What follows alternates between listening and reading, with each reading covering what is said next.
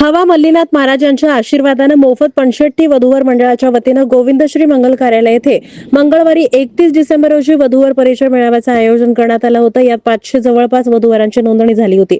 या कार्यक्रमाचे अध्यक्षस्थानी सिद्धेश्वर साखर कारखान्याचे संचालक राजशेखर पाटील होते.